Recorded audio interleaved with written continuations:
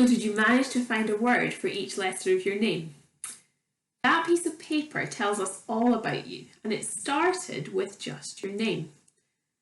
Now that will help us nicely with our first question for today, which is, what is God like?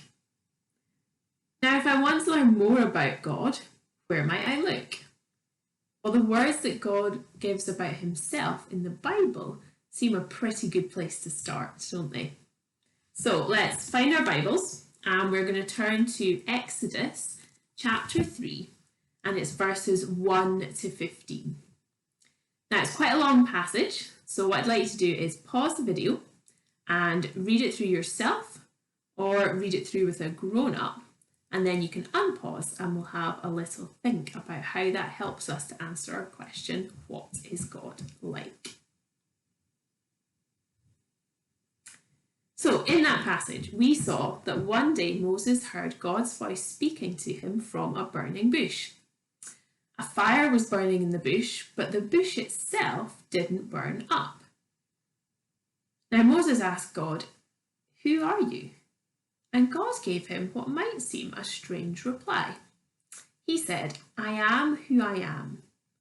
Now, what on earth does that mean? Well, it means that God had no beginning and no end. God is a bit like the fire in the passage that didn't depend on the bush to keep it burning and to keep it alive. And it tells us, like we'll be thinking more about next week, that he is the one who gives life to everything. So this name of God helps us to understand what he is like. Can you think of any other names for God used in the Bible and what they mean? Here's a couple to get you started. Jehovah Jireh means the Lord will provide. And El Olam means the everlasting God. You might want to take some time at the moment to chat with someone and to think about some of the others and what they tell us about what God is like. So how did Moses find out about what God is like there? Well, he did that by looking at the bush and by listening to God speak to him. So we need to do the same. Now, we don't have a burning bush in front of us, but what we do have is we have our Bibles. And if we want to find out more about what God is like, we want to get stuck into God's Word, as that's the place where we are going to find out all about him.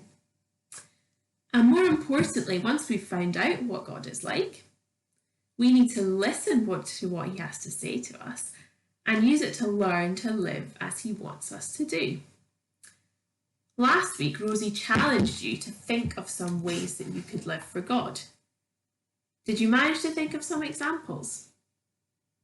Maybe if you're in the church right now, you want to chat to each other about some of those examples that you found.